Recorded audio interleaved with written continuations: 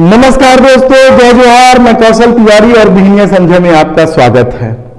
प्रवर्तन निदेशालय यानी ईडी ने कल छत्तीसगढ़ में लगातार दूसरे दिन धड़ाधड़ छापा की कार्रवाई की। इस कार्रवाई में अनिल टुटेजा जैसे आईपीएस भी आए हैं, तो महापौर को भी निशाने पर लिया गया है। इसके अलावा शराब कारोबारी, जमीन कारोबारी और दूसरे कारोबारियों को भी निशाना बनाया गया है।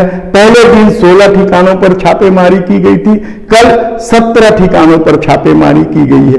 कहा जा रहा है कि दूसरे दिन हुई छापेमारी का इनपुट पहले दिन हुई छापेमारी से मिला है। यानी पहले दिन दीपांशु काबरा वर्दीधारी जनसंपर्क अधिकारी ने क्या ऐसा इनपुट दिया है जिसकी वजह से कल की जो छापेमारी कार्रवाई हुई उसमें अनिल टुटेजा घेरे में आ गए।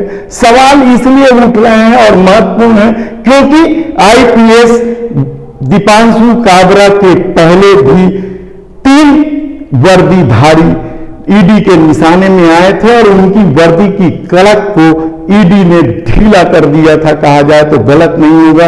इन 3 आईपीएस अधिकारी कौन थे? पारुल माथुर, भोगराज पटेल और राजधानी के एसपी प्रशांत अग्रवाल। कहा जा रहा है कि ईडी के सामने इनकी वर्दी की कड़क ढीली पड़ गई थी और इन्होंने कई सारे महत्वपूर्ण न केवल जानकारी दी बल्कि शपथ पत्र भी दिया है। खैर, यह तो चर्चा की बात है, लेकिन कल जिस तरीके से दीपांशु काबरा से पूछताछ की गई, कहा जा रहा है कि दूसरे दिन हुई छापे की कार्रवाई उसी इनपुट का नतीजा है। कुछ लोग प्रवीण शुक्ला का भी नाम ले रहे हैं, लेकिन सबसे महत्वपूर्ण काम तो था आईपीएस दीपांशु काबरा को घेरे में लेना। हालांकि यह चर्चा बहुत पहले से चल रही थी कि ईडी के नजर में दीपांशु काबरा, उसके परिवहन विभाग और जनसंपर्क विभाग में खेल चल रहा है, उस पर बहुत पहले से ईडी की नजर रही है। और यहां तक कि कई पत्रकार भी दीपांशु काबरा के जनसंपर्क अधिकारी बनने को लेकर नाराज भी थे। एक तरह का खौफ का माहौल था पत्रकारों में या मीडिया जगत में, कहा जाए तो गलत नहीं होगा।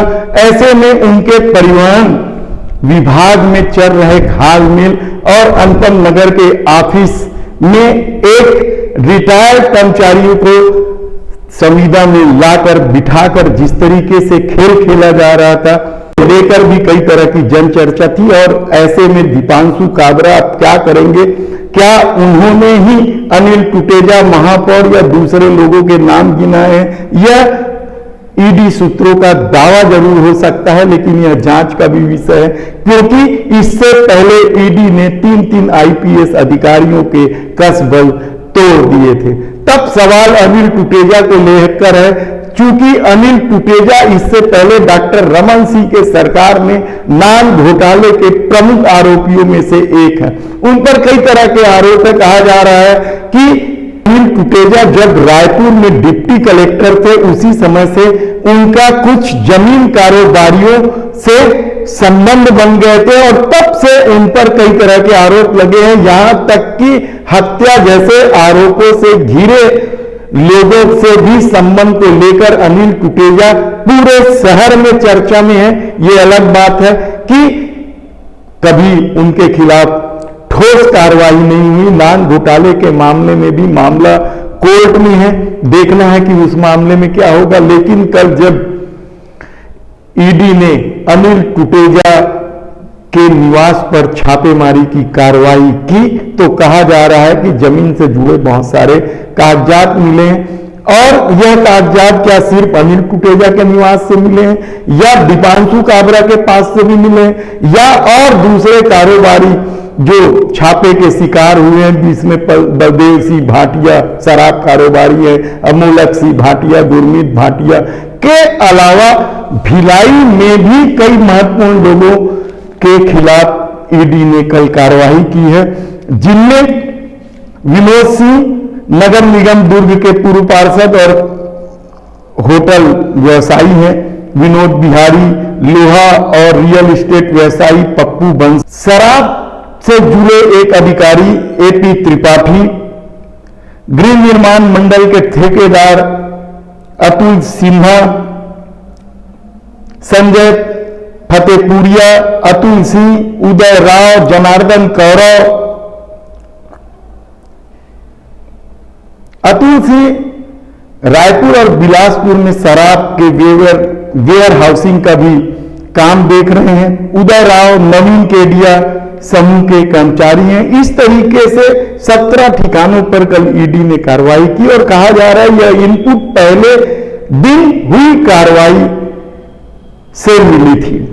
तब पहले दिन जिन लोगों से ईडी ने पूछताछ की उसमें प्रमुख नाम तो 2-3 ही हैं, जिसमें एक आईपीएस दीपांशु काबरा, दूसरे प्रवीण शुक्ला हैं।